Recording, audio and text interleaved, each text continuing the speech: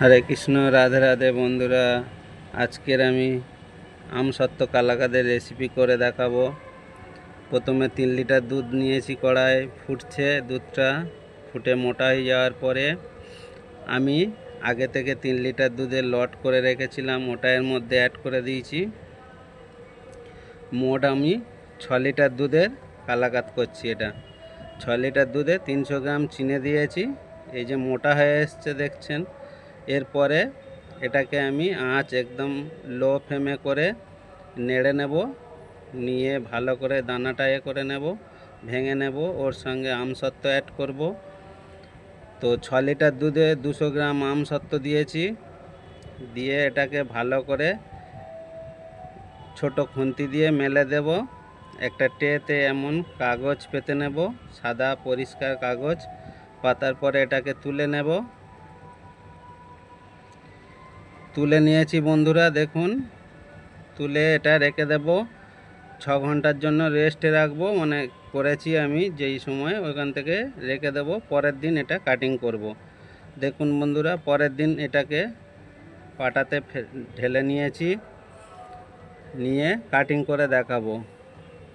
এর আগে আমসত্ত্ব কালাকাঁদে cutting video দেখিয়েছি, অনেক বন্ধুরা বলছে রেসিপি দেখানোর জন্য, ওই জন্য আমি লং ভিডিওতে রেসিপিটা দিয়েছি। দেখুন, অনেক বন্ধুরা আমাকে রিকোয়েস্ট করছে যে রেসিপি দেওয়ার জন্য, তা চেষ্টা করছি পর একটা করে দেব। দেখুন বন্ধুরা, ভালো লাগলে সবাই আমার সঙ্গে থাকবেন। কিভাবে কাটিং করছি শর্ট ভিডিওতে দেখেছেন, তবু আর একবার দেখাচ্ছি আমি। আর কেমন হয়েছে আমাকে কমেন্ট করে জানাবেন, আর সঙ্গে থাকবেন।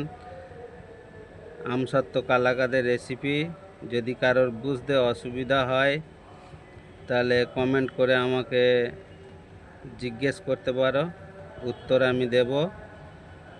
আর রেসিপিটা কেমন লাগলো সবাই কমেন্ট করে বলবেন, লাইক কমেন্ট শেয়ার করবেন, সঙ্গে থাকবেন। আর আমার চ্যানেলের প্রত্যেকটা ভিডিও দেখে আমাকে বলবেন বন্ধুরা কেমন হয়েছে। এইভাবে সাজিয়ে নেব, আগেও দেখেছি লং ভিডিও শর্ট ভিডিওতে, সেই জন্য কাটিং নিয়ে বিশেষ করে কিছু বলছি না। এইভাবে সাজিয়ে নিলে হয়ে যাবে। আর দেখুন কেমন লাগছে, আমাকে তাহলে কমেন্ট করে বলবেন কেমন লাগলো। হরে কৃষ্ণ, রাধে রাধে।